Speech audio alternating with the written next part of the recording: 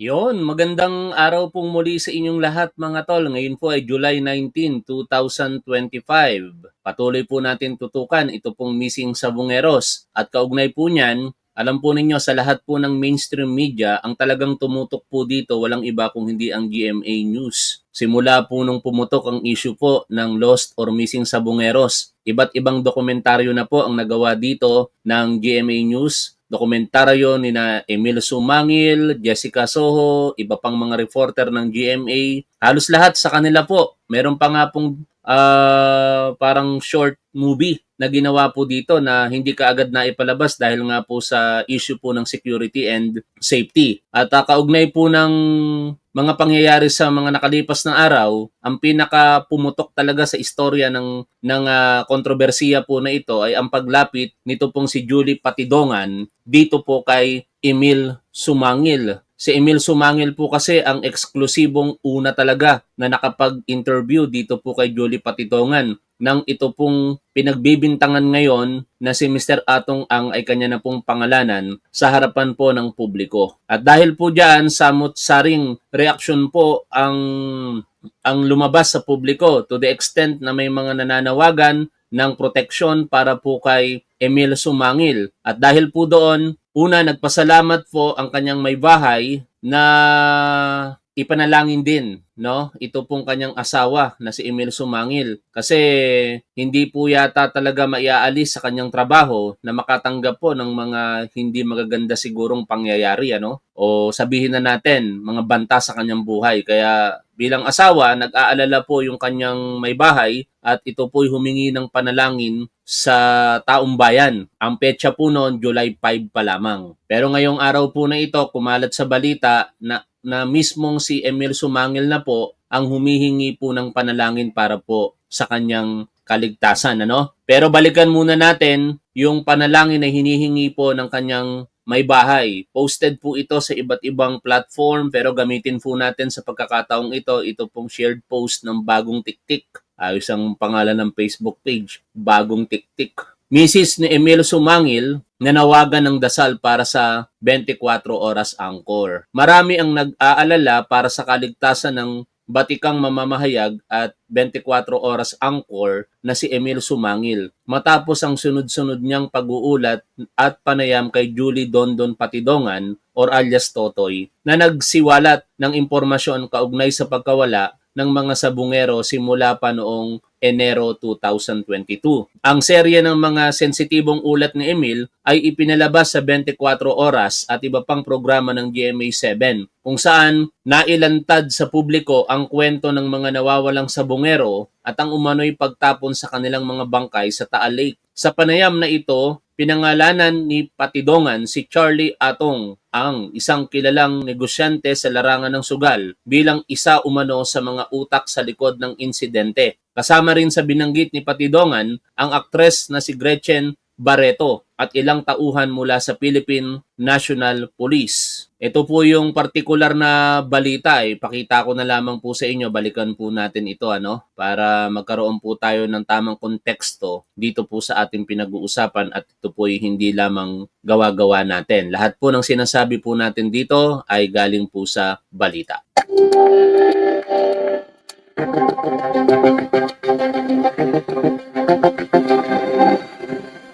Gabi po, Luzon, Visayas at... Ang napapanood niyo pong balita ay July 3, 2025 inere ng 24 oras. Mindanao. Itinuturing ng suspect sina Atong Ang at Gretchen Barreto kaugnay ng nawawalang sabungero. Ayon po yan sa Department of Justice. Kasunod yan ng eksklusibong revelasyon ni alias Totoy o Julie Dondon Patidongan kahapon. Kaya inihahanda na ng DOJ ang pagsasampa ng reklamo laban sa kanila. May listahan na rin ng NAPOLCOM ng mga pulis na idinawit ni Patidongan sa kaso. Nakatutok si Chino Gaston. Matapos idawit sa kaso ng mga nawawalang sabungero, sinabi ni Justice Secretary Crispin Remulla na isasama na bilang suspects ang negosyanteng si Atong Ang at ang dating aktres na si Gretchen Barreto. Mapapasama sila. Okay, yan po yung balita, July 3, 2025. At syempre, dahil nga po pinangalanan na, hindi na mawawala marahil sa isipan ng kanyang asawa ang pag-aalala sa kanyang kaligtasan. Kaya naman, sa babasahin ko po na post na ito, patuloy po natin basahin, Mrs. Emil Sumangel's prayer call. Samantala, dahil sa pangambang dulot ng kontrobersyal na issue, nanawagan ang mga taga-suporta ni Emil Sumangil sa mga otoridad na tiyaking ligtas siya habang gumaganap ng kanyang tungkulin bilang mamamahayag. Noong gabi ng Hulyo 4, nagbahagi si Michelle Sumangil, asawa ni Emil, ng isang taimtim na panalangin at pasasalamat sa lahat ng nagpakita ng malasakit sa kanyang asawa. Sa isang mensahe, nagpasalamat siya sa mga netizens na unang nanawagan para sa kaligtasan ni Emil. Ayon po sa asawa ni Emil na si Michelle,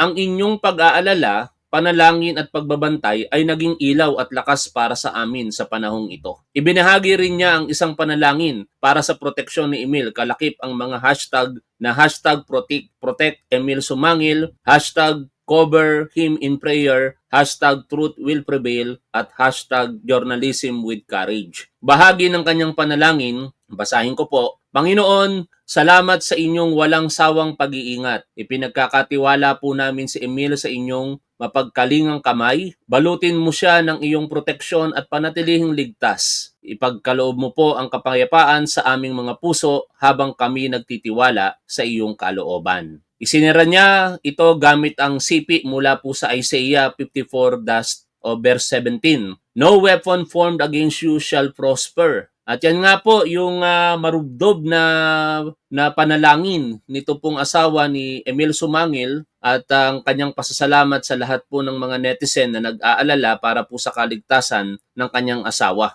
At kung babalikan po kasi natin yung mga pangyayari, special mention po talaga ang GMA 7 dito po kay Mr. Atong Ang. Ito po yung press conference noong July 3, 2025. Noong mga panahong ito, hindi pa po pinapangalanan ni Julie Patidongan si Atong Ang bilang nasa likod di umano ng nawawalang sabungero. Pero umuna si Atong Ang na lumabas sa publiko at magpaliwanag na kaagad, kasabay po noon ang pagsasampa ng 5 kaso kay Julie Patidongan. Ang mga kaso po na ito ay robbery with violence and intimidations against person, grave coercion, grave threat, slander at saka incriminating innocent person. Kasama niya po sa press conference na yan ang kanyang abogado na si Attorney Caroline Cruz at saka si Attorney Lorna Capunan na ngayon hindi na po natin malaman kung siya po ba ay kasama pa. Nananatili pa ba siya na defense or counsel rather nito pong si Atong Ang. Ito po yung tagpo kung saan naglabas po ng saloobin si Atong Ang tungkol po sa GMA 7. Well, hindi ako pareho ng Channel 7 na hindi binabalanse lahat. Ang gusto ko lang balansehin niyo muna bago kayo maglaba. Ako, pakinggan niyo lang side ko. Ngayon, i-analyze nyo ngayon doon sa side na sinasabi ni Don. Number 1, tignan niyo pagkatao niya, pagkatao ko, pagkatao namin lahat. Wala naman kami history na pumapatay ng tao. Di ba? Paano mangyayari yan? So, balansehin lang natin. Kasi labas tayo ng labas na para mapanood lang. Ilalabas natin, araw-araw nilalabas natin si Don, series pa. Di ba? E paano na kami, pag sasalita kami, hindi naman ilalabas na totoo. Ngayon, andito kayo lahat, kayo na mag-analyze. Nagsisinungaling ba mukha ako? Hindi. Sabi ko lahat ang totoo. Ito, sir, for sure, nakikinig po nanonood si Don Patidongan. Ano po gusto yung direct na meeting sa isang Sabi na siya. Yun ang sabi ko na doon, mag-isip ka doon. Kung ano man ang mga, huwag ka na magsinungaling. Tinuri kita parang ano ko eh. Hindi ko alam na ganyan ka kasama. Pati ako, papatayin mo pa, kikintapin mo pa ako. Okay, since then, ang dami na pong mga impormasyon nating nakalap. Napag-usapan na po natin yung kaliwat kanan sa ating mga live streaming at hindi na natin babalikan muna sa ngayon. Pero ito na po yung partikular na balita, kaugnay naman po ng mismong si Emil Sumangil na ang humihingi po ng panalangin para po sa kanyang kaligtasan. Basahin po natin ang balita po na ito mula po sa Philippine Star. Reporter Emil Sumangil asked for prayers amid risk brought by his work, July 19, 2025.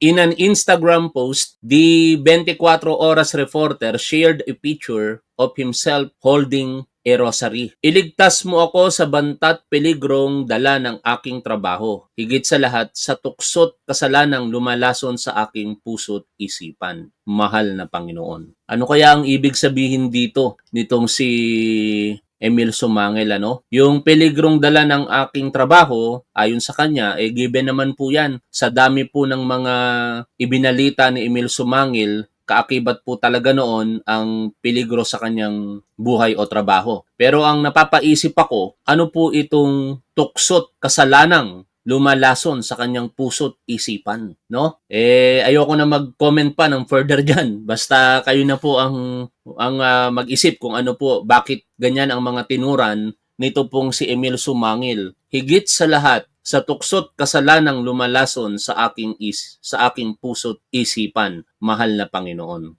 Blessed weekend, friends. Wet weekend tayo, ayon pa po sa kanya. While it wasn't clear what threats and dangers Sumangil was referring to in his prayer, it can be recalled that earlier this month, the veteran journalist was the first to interview accused turned whistleblower Julie Dondon Patidongan about the case of missing Sabongeros. In their discussion, Patidongan tagged businessman Atong Ang and actress Gretchen Barreto as among the persons allegedly behind the abductions. He also claimed that the bodies of the missing Sabongeros were thrown into Taal Lake. Ang and Barreto have since denied the allegations. After the interview was published, Sumangil's wife Michelle later shared a post initiating calls to protect her husband from harm as she expressed her gratitude to the public for their support.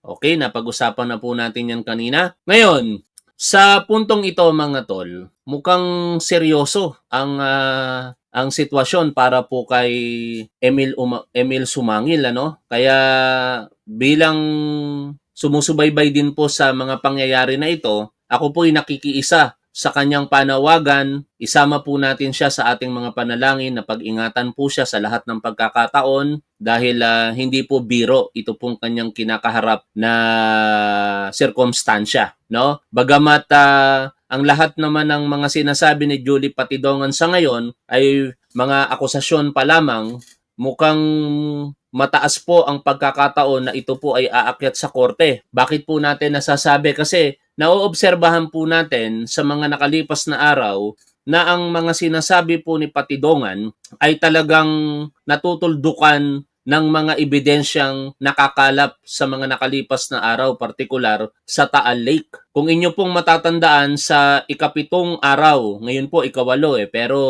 hindi po nagkaroon ng pagsisid sa ngayon. Hindi, ikasyam na pala dapat ngayon, ano? Hindi po nagkaroon ng pagsisid dahil masama po ang panahon. Pero yung mga nakaraang araw na pagsisid o yung tinatawag pong search and retrieval operation na isinasagawa po ng Philippine Coast Guard, nakakuha po ang mga Coast Guard ng mga ebidensya na naglalaman po ng mga buto. Kung saan yung mga buto po na yan, 6 po dyan ang pinaghihinalaang buto ng tao na ngayon ay sinusuri na po ng ating mga forensic expert. At doon sa huling mga sako na natagpuan itong nakaraang araw, 2 sako po ito na naglalaman ng kalansay na talaga ng tao, partikular tadyang o ribs po ayon kay Department of Justice Secretary Boyeng Remulla. Kaya kumpirmado po talaga na meron pong mga bangkay na itinapon sa Taal Lake. Ito po ay nagpataas ng kredibilidad sa mga testimonya nito pong si Julie Patidongan, kung saan sinasabi niya nga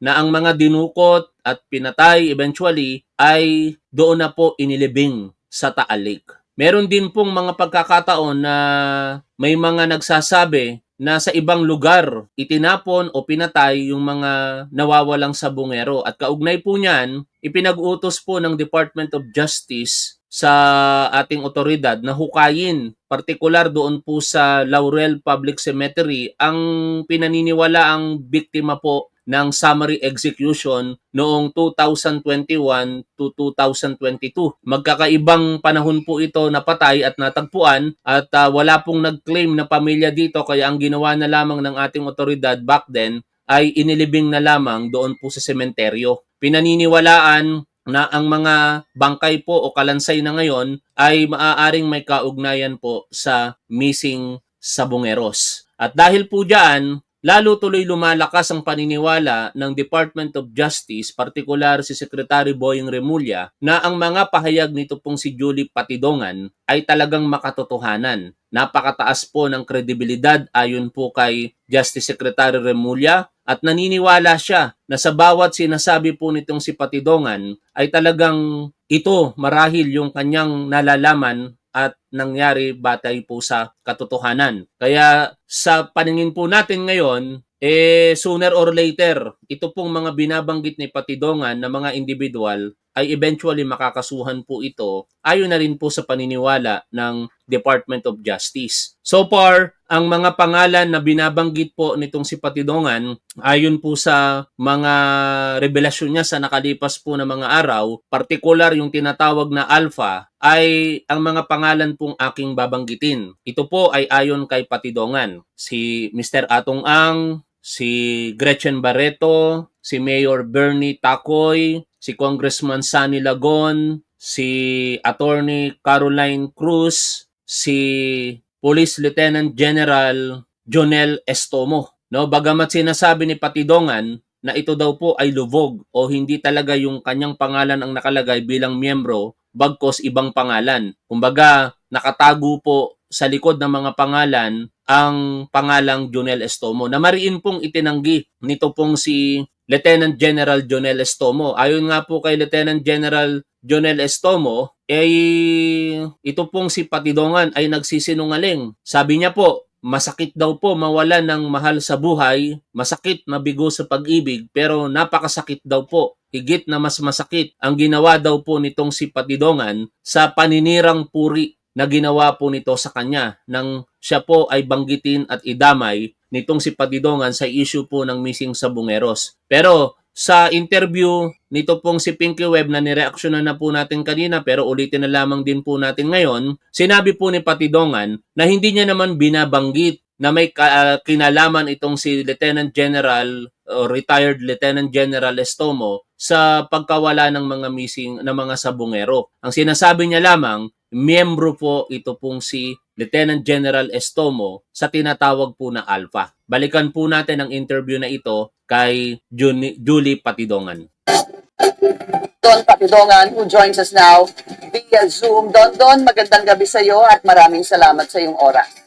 Magandang gabi po, Ma'am Tenke. So, ang sabi po ni General Estomo, para daw mapatawad ka niya, ay gusto niya ay magpa-interview ka o at least sabihin mo o bawiin mo na hindi daw siya miyembro, yung pag-link mo sa kanya dito sa Alpha Group. So, ang tanong ko sa iyo ngayon, Don, babawiin mo ba ito? By the way, maisingit ko lamang po si Charlie Atong ang kanya pong paninindigan ay sinungaling si Patidongan. No, lahat po ito ay gawa-gawa lamang ni Patidongan at ayon sa kanya, extortionist daw po ito si Julie Patidongan, kinukutungan sila. At simula po nung press conference ng July 3, 2025, diyan po sa Mandaluyong City Prosecutor's Office, minarapat na po ng kampo ni Atong Ang na hindi na po magsalita tungkol po sa issue na ito. Dahil ayon nga po sa kanyang abogado na si Attorney Lorna Capunan, I do not know kung siya po ay abogado pa rin ito sa kasalukuyan, sinabi po nito nang hingin ang panig nila kaugnay po ng interview na isinagawa nito pong si Ted Filon dito kay Patidongan. Ang sabi po ni Attorney Lorna Capunan, hindi na po sila mag-e-engage sa anumang public discussions tungkol po sa issue na ito dahil ayon po sa kanya, nata-trial by publicity na daw po itong si Atong Ang. Balik po tayo dito po sa interview ni Pinky Web kay Patidongan. Bakit ko babawiin? Una, wala naman akong kasalanan sa kanya. Para saan? Para daw doon sa pag-link mo doon sa tinatawag na Alpha Group. Dahil hindi daw katulad- siya, ang sabi niya, hindi daw siya bahagi nitong Alpha Group. Katulad ng sinabi ko, yung isang seat ng Alpha, tatlo yan sila, naghati-hati dyan. Si Lito Gira at saka si Bernie Tacoy. Kaso lang, ito si General Estomo, lubog to. Pag ibig sabihin ng lubog, wala siyang pangalan. Alam niya yan, term ng pulis yan na lubog. So, you're stressing and you're still confirming na ito pong si General Estomo ay parte ng Alpha. Yes, yes. Kasama siya sa Alpha talaga. Dahil katulad ng sinabi niya na hindi daw kami magkakilala. Nung panahon ng Colonel pa siya noon, si Lito Gira, ang ano niya, yung tao niya. Gawa ng nung sa panahon ng Meridian, yung waiting kung tawagin ni Mr. Atungang, kilala ko na siya dyan. Okay. At paano kayo nagkakilala noon? Nung colonel pa lamang siya? Dahil isa yan sila sa tinatawagan ni na Mr. Atungang, pag halimbawa may mga pinapahuli, ang inuutosan itong si Lito Gira. Kaya doon pa lang, naririnig ko na yung pangalan niya. So, para malinaw, Dondon, ano yung connection again ni Lito Guerra at nitong si General Estomo na colonel noon nung sinasabi mo nga na nakilala mo siya? Dahil si Lito Gira, yan talaga ang parang bagman ng lahat noon. Dahil yan si Lito Gira, siya ang inuutosan ni Mr. Atungang pag halimbawa may pinapahuli na illegal, na bukes. Yan, doon ko nakilala yan, si Lito Gira sa Pangasinan at nababanggit na yung pangalan niya. Sa Meridian pa lang, alam niya yan. Ang sabi ni General Estomo, dahil nagpa-interview na nga siya kahapon, wala daw siyang kinalaman dito sa mga missing sabungeros.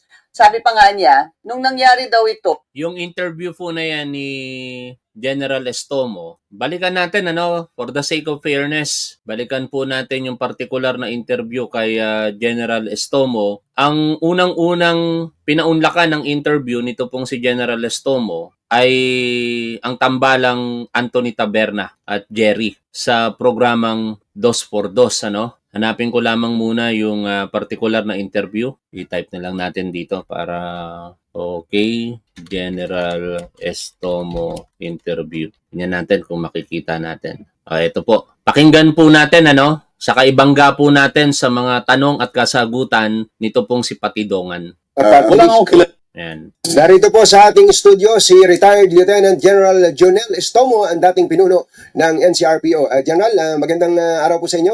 Magandang umaga po. Magandang umaga rin, Katunyeng, Jerry. Salamat sa inyong pag-imbita sa akin dito sa inyong studio. At maraming salamat po. I'm sure ang haba ng pila ng mga nangungumbida sa inyo ay kami po ang inyong pinaunlakan. Thank you po sa pagtitiwala. Kumusta na po kayo? Parang bumabata kayo.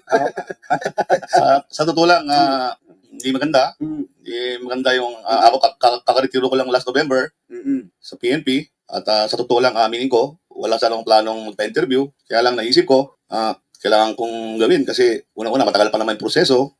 Sabi sa akin ng aking lawyer, huwag muna, pero nag-decide po ako na mag-interview para maklarify yung mga sinasabi ng ating itong whistleblower na si Alex Totoy. Opo, nung umpisa po, very specific yung kanyang sinabi sa isang parang press con pa yun na kumbatsero, na kayo daw po ang sinasabi ni Atong Ang na nagsabi kay Atong Ang na nagkikayat sa kanya na ipatumba itong si alias Totoy. Kayo na po ang sumagot. Kausapin niyo po ang ating mga kababayan tungkol very specific po yung allegation na yun. Actually, tatlong issue ang gusto kong i-clarify dito. Una, parang sinasabit ako sa missing sabungero na yan. Opo. Pangalawa, yung sinasabi niyang member daw po ako ng Alpha Group. Then, pangatlo, yung pinapatay ko raw siya. Unahin ko yung first issue. Sige po. Dinadawit po ako sa missing sabungero. Kung mapansin natin, nangyari yung incident na yan noong 2021. Parang napaka-imposible because during that time, I was the regional director of Bicol Region. Saka kung mapansin natin, yung mga binabanggit niya mga pulis, halos assign lahat sa Calabar Zone. Siguro maniniwala tayo na involved ako sa missing sabungero yun. Kung mayroong mga involved, mga pulis, galing ng Bicol Region. Na-under sa'yo? Na-under sa akin. Hindi po ba ever naging Calabarzon Police Director? Hindi po ba kayo naging... Hindi po ako naging hepe ng Calabarzon.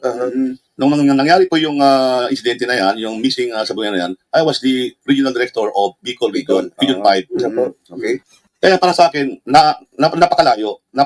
Kaya yun ang sagot ko diyan. Hindi ako involved sa missing sabungero kung totoo yan. Pangalawang issue is sinasabi niya member ako ng Alpha Group. Ako yung papasalamat kay narinig ko yung interview ni Mayor Bernie Tacoy at inamin niya na siya ang member ng Alpha Group. at may kasama siyang isa na kasama niya. At sinabi niya sa kanyang interview na hindi kasama si Gerald Estomo. Sinabi niya, common friend lang niya si Gerald Estomo, na kilala niya ako, pero siya mismo nagsabi bilang member ng Alpha Group.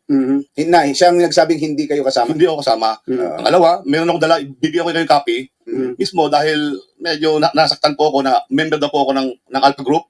Ito, meron akong dokumento ipakita na magpapatibay na ako hindi talaga member ng Alpha Group. Ano po ba yung... Pwede ko bang basahin dito? Sige po, sige po. Okay. Sinasabi rito, this is to certify that based on records of Pitmaster Foundation Incorporated, retired Police Lieutenant General Junel Cabrera Estomo is not in any way a trustee or an officer of the corporation, nor connected to his business activities or operation. This certification is issued for whatever legal purpose it may serve. Signed, Attorney Caroline Cruz, Corporate Secretary, Executive Director. Okay, dito malinaw na tinatanggi po nitong si Lieutenant General Estomo yung paratang nito pong si Patidongan.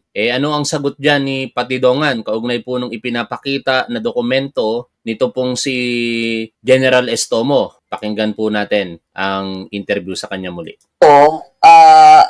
RD, Regional Director daw siya ng Bicol. At yung mga nako-connect dito sa Missing Sabungeros ay apparently mga police na taga Calabarzon. Kaya napaka-imposible daw na parang yung iyong paratang laban sa kanya.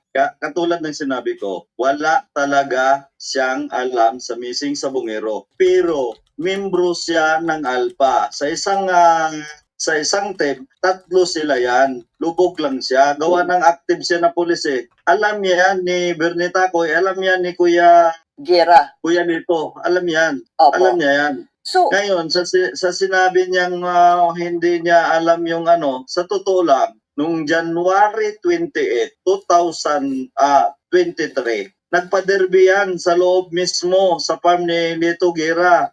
May entry ako dyan, sinalihan ko pa siya. Paano niya sabihin? Dahil wala siyang alam sa sabog. so Una, bakit mayroon siyang betting station? Inamin niya rin, sa bibig niya rin niya nanggaling na mayroon siyang betting station. Pangalawa, sinabi niya na hindi sila magkakilala ni Mr. Atong. Kung hindi ka kilala, bakit ka bigyan ng betting station? Yun lang ang unang tanong ko sa kanya. saan yung betting station niya, Don? Okay, tuloy muna natin yung interview kay General Estomo.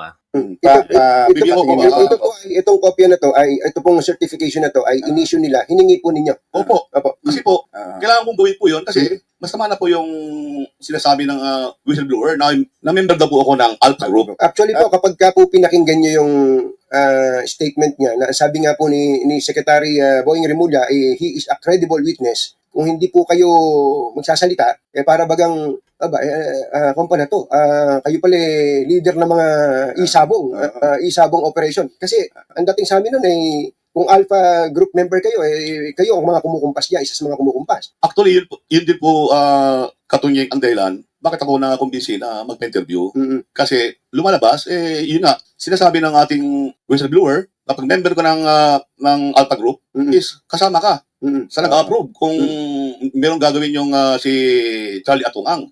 Kaya ako, nandito ako ngayon para sabihin na hindi ako member ng Alpha Group na yan. Teka muna, itong binasa yung certification, sa taas may nakalagay Pitmaster Foundation. Ayan, may nakalagay na Pitmaster Foundation. Tapos binabanggit dito na this is to certify that based on our records, Pitmaster Foundation, and hindi nga kayo in any way connected o hindi kayo trustee o officer nitong corporation. Pero wala pong binabanggit dito na Alpha Group ano mo bang connection ng Pitmaster Foundation sa binabanggit na Alpha Group? Okay, ganito yan, ka-Jerry, katunying, Ako, nung lumabas po yung kwento na yan, nagtanong-tanong na rin po ako, hindi ko talaga alam din kung ano yung Alpha Group. Yung Alpha Group na yan. So itong Alpha Group, ito talaga parang sinabi rin ni Atong yan na 20 lang silang membro ng Alpha Group. 20. Yan para mga investor sila. Para sila nagpapatakbo talaga ng online ng sabong na yan. So in simple language, yung mga bilanggit nga ni Alex Sotoy na yan, wala akong kilala eh. Mhm. Sinabi niya, si Gretchen Barreto, yung huli, sino to, yung sa Bisaya, yung ano, Yung congressman, congressman. Bisaya, wala akong kilala eh. Aha. Sa totoo lang eh. Kahit, Saka sa totoo lang, nagtanong na rin ako, ano ba requirement maging Alpha Group? aha. Ang requirement dyan is dapat meron kang mga manok, meron kang farm. May manok ba kayo? Wala po akong manok eh. Hmm. Kaya imposible talagang mangyari na ako yung maging member ng Alpha Group. Wala Hindi ba akong... hindi ba kayo sabungero o hindi ba kayo na Actually ako, nung bata ako, Katunyeng, may din ako sa sabong. Kaya lang, nung binawal ng PNP, ang mga pulis sa sabong, tumigil po ako. Pero sa totoo lang, tao lang tayo. Passion ko rin manood ng mga sabong kasi bata pa lang ako, natuto na ako dahil sa tatay ko. So, masaya ako manood. Manood. Oo. Pero yung sinasabi nga ng ating... Mag-alaga, may farm ng Oo. ng manok, wala kayo. Wala po ako. Pero kay Charlie, kay Atong Ang, kayo ba may personal na relasyon, connection? kaibigan niyo ba siya? Magkaibigan ba kayo? Magkakilala Tropa kayo? ba kayo? Okay. Nung nauso kasi ang online sabong na yan, kung maalala natin, legal naman siya. Mm. Nung naging RD ako ng Region 5, Mm. nagkaroon sila ng expansion. Nauso ngayon yung betting station, ang tawag. May mga betting station na ng online sabong na yan. Parang OTB, ano? So, Sa kabayo. Parang Yes. off-track betting. opo, ano? oo. So, nung time na yon, nagkaroon ng sa Region 5, siyempre, nanghingi ng tulong si Atong Ang, yun nga, expansion ng negosyo at nung time na yun, yung alam naman natin na legal. So, nag-isip ngayon ako na paano ko ba makilala to? So, nagkaroon ako ng opportunity sa isang kaibigan para makilala itong si Atong Ang na to. Ang purpose ko naman because I'm retiring na nga, malapit na ako mag-retiro at nakita ko, napakagandang hanap buhay. Sino bang ayaw mabuhay? So, talagang naghanap ko ng pamamaraan, makakilala siya. Okay. First time ko lang siya nakilala. Kailan po yun? Mga anong Hindi ko na maalala eh. Yung- Siguro mga 2000, basta regional director ako ng Region 5. mga 2022, Nag-icon pa kayo. Opo. Mm. Tapos, So nag-meet po kayo nag-meet kami. Mm. Una-una, upon your initiative. yes po. Ah, Nag-meet kami. Una, para magpasalamat sa kanya dahil napakabuti niyang tao. Tinulungan niya yung region ko, yung Region 5 ko, kasi may foundation nga siya. Marami siyang tulong na binigay sa Region 5. Yun ang unang purpose ko, magpasalamat personally. At the same time, naisip ko na bigyan ng negosyo rin yung mga anak ko. Na actually, aminin ko, nabigyan niya ako ng kaya nagkaroon ako ng 2 betting station sa General Santos City. Yan po totoo. I will not deny na Betting station ng sabong. online sabong. Okay, kaugnay niyan, tingnan natin yung sagot ni Patidongan. Na sinasabi mo sa Katulad ng mga pinanood ko lang kasi, yung interview niya kaninang umaga kay Katunyeng, pati dyan yata sa inyo, nagpapa-interview siya, sinabi niya mismo na nagkaroon siya ng betting station. Kaya naman kaya naman na sinagot ko lang ito dahil nakikita ko parang defense counsel na siya ni Mr. Atong Ang. Subukan niyo panoorin yung mga interview niya. napanood ko na. Ngayon, sinabi niya na hindi niya kilala si Mr. Atong Ang. Ngayon, bakit mo nasabi na hindi mo kilala si Mr. Atong Ang? Bakit mo sinasabi na si Mr. Atong Ang mabait, walang ginawang kalukuhan? Saan kayo maniniwala? Ako na halos araw-araw kasama ni Mr. Atong Ang within 16 years? O siya na tinatawagan lang? O inuutosan na ganito ang gagawin? Pangalawa, na nagpakita siya ng certification. Na yung certification na yan galing sa Pitmaster Foundation. Opo. Samantala, ang may-ari ng Pitmaster ay si Lakiit na pagmamay-ari ni Atong Ang na pinangalan doon sa anak ni Engineer Celso Salazar. Yung Pitmaster Foundation na sinasabi mo, Don, yun yung papel na nakasulat doon na yung wala galing siyang kay kinalaman. Yung galing kay Atty. Caroline Cruz. Na walang kinalaman, yung nakasulat doon, yung supposedly walang kinalaman si General Estomo. Wala siyang kinalaman doon Yeah. sa Pitmaster Foundation na So, yan. okay. So, clear po kayo. Malinaw po sa inyong salaysay ngayon na wala siyang kinalaman sa missing sabungeros pero talagang parte siya ng Alpha. Pero lubog. Yes, Yun po yung inyong membro ginagamit na salita. Yes. Lubog po siya. Yes. Dito sa 2 personalidad na inyong binabanggit, si Guerra at yung isa pa. Yes. Si Bernie Tacoy. Takoy. Ngayon, sinabi ko nga, ulitin ko, nung January 28, 2023, nagpa-derby yan mismo doon sa loob ng farm ni Lito Guerra. Ngayon, may entry ako doon. Sabi nga ng handler ko, Boss, bawal mag-video dito. Gawa may isang general na nandito. Pero napicturean niya ng handler ko, yung farm at saka yung bahay. At saka yung resource, nandun, nakarating din ako dyan. Yung sa Indan. I see. Okay, balik tayo dito kay General Estomo. Pero hindi ba dahil sa may betting station kayo, hindi ba kayo nag-qualify bilang bilang Alpha Group na? Hindi po. Hindi talaga ako pwedeng maging mag-qualify. Una-una, wala akong manok. Doon pa actually ako na, nanggit niya ako sa iba. Kaya nag-start po ako, actually aminin ko, doon pa ang start ko na magkaroon ako ng breeding. Pa-breeding na ako ng manok dahil nakita ko na pagkagandang hanap buhay. Ang problema ay nahinto. Tinigil po yan ng former President Duterte. So yung pong mga manok nyo, nag-umpisa na kayong mag-alaga ng manok. Start na ako mag-alaga. So ang ginawa ko na lang, benta-benta na lang. Wala na nangyari. Sa Kawali, napunta. Mamaya po, marami pa kaming mga tanong. Mag-unload lang tayo ng mga commercial. Maganda po na iniisa-isa nito Forward mga natin. issue na to. Panayam na hinto Sir, minsan, ito po ay para magkaroon din siya ng aksyon. Pero ang sabi po niya, nitong si General Estomo, Isang beses ko lang na-meet si Yan. Charlie Atong Ang. Wala akong connection sa kanya. Hindi ako tumatawag sa kanya. Paano mangyari yon? Para sa akin, katang isip yon. At kung mapansin nyo naman, binawi naman ni alias Totoy. Actually, nag-apology pa siya sa akin. At sinasabi niya na gawa-gawa lang ni Charlie Atong Ang. So, hearsay lahat ang mga sinasabi niya. Saka ako, sa tagal ko sa serbisyo, 37 years in service, wala po akong kaso na, wala akong issue about murder.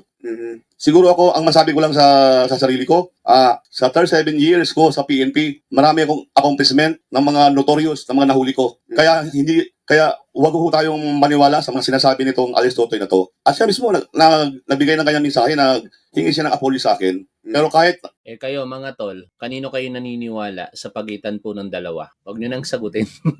Tanong lang yun, hypothetical. para sa akin, sa totoo lang, katunyeng ka Jerry, nasaktan ako nung namatay ang tatay ko. Siyempre tao lang tayo. Nung nabigo tayo sa pag-ibig, tayo nasaktan. Pero dito ko naramdaman, mas masakit naramdaman ko ngayon yung sakit na ginawa ni alias Totoy sa buhay ko. Kaya ako lumantan ngayon personally para sabihin na nanawagan ako kay alias Totoy, sana maisip mo rin ano ang mga naramdaman ng tao, yung mga binanggit mo mga pangalan, gaya ni Gretchen Barreto, yung mga iba pa, at siyempre ako. Sana pag-isipan naman natin kung ano mga binabanggit natin. Kasi yung kasiraan ko ngayon, parang nawala lahat ang ginawa ko for 37 years sa PNP. Kung maaalala nyo, Katunyeng, nakatulong ako sa gobyerno, nasolve ko yung lapid case. Tapos ngayon, dahil dito sa siniwalat ni alias Totoy, masisira yung pangalan ko na pinagtsagaan ko for almost 37 years. Salamat nga ako sa ating mahal na Pangulo at bigyan pa opportunity. Nagretiro ako as 3-star general. Pero dahil dito, parang nawala lahat yung pinaghirapan ko. Kung maalala nyo, ako rin task force commander nung Digamo case. Nagservisyo rin ako as provincial commander ng Cavite. Kilala ko ni DLG secretary. Pero dahil dito, parang actually, kung sinasabi niya pinapatay ko siya, pinatay niya na ang buhay ko nitong alias Totoy na to. Okay, yan Eto po, pakinggan natin muli sa interview si alias Totoy. Don, nung nag-file ka ng reklamo no sa Napolcom, ang lumalabas kasi ang sinama mo doon is about 12 police, 2 colonel, 1 major, tapos 9 na non-commissioned personnel. Yes. Nakausap ko po ang Napolcom noong isang araw dahil nga nung nagka-interview ka doon, 'di ba? Yun nga, nagpakita ka na nga ng mukha noon na Yes. doon ka nagbigay ng itong mga pangalan pa tulad ni General Estomo. Ang tanong ko, magkakaroon ka ba ng supplemental complaint o meron ka bang plano na dagdagan pa itong mga pangalan sa iyong complaint katulad ni General Estomo? Yes, katulad nung sinabi ko, marami kasi yan sila na pulis. Yung iba kasi dyan, mukha ko lang nakilala yung mga yan. Pero involved talaga sila. Katulad nung yung grupo nung mga pulis na pinakasuhan ko dyan, mayroon akong kapatunayan na lahat yung mga yan, may mga tattoo yan sa bato.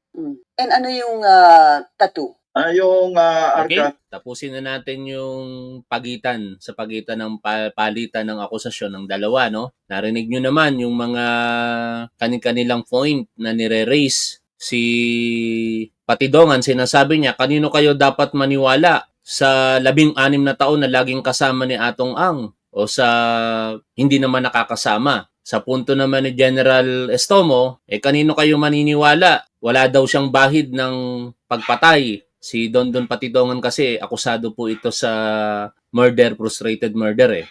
Tapos sinasabi niya na sa loob ng 37 taon na kanyang panunungkulan bilang pulis, masasabi nating decorated officer ito pong si General Estomo. Totoo naman na na-solve niya po yung Percy Lapid case, no? Ito po yung pangyayari noong October 3, 2022 kung saan pinatay si Percy Lapid sa Las Piñas City, pauwi ng kanyang bahay. Tapos nakatulong din siya sa pagkakalutas ng pagpatay kay Governor Ruel de Gamo. Kaya overall, kung ang pagbabasihan po natin yung serbisyo po ni General Estomo, talagang kahanga-hanga naman, in fairness po sa kanya. Ang problema lamang, ayon na rin naman kay General Estomo, sa isang iglap, sinira daw po ito nitong si Julie Patidongan. Ang kanyang karangalan, ang kanyang reputasyon ay sinira daw po, ayon sa kanya, dahil sa kasinungalingan ni Julie Patidongan.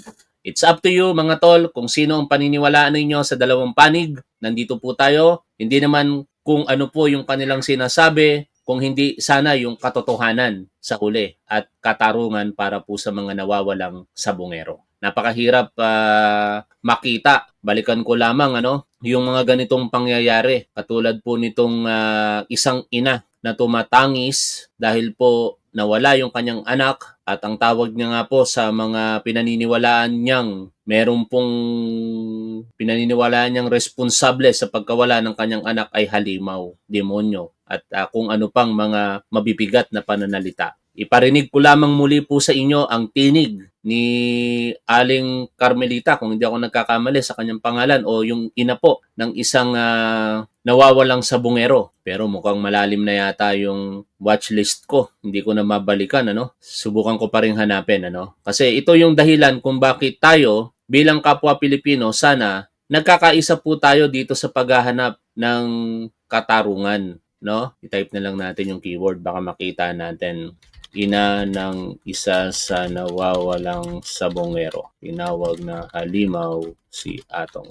Yan. Okay. Ito yung isa. Si ina po ito ni Lasco. Yung isa, yung talagang unfortunately, di ko makita. Hindi ko na makita yung yung particular na interview sa kanya.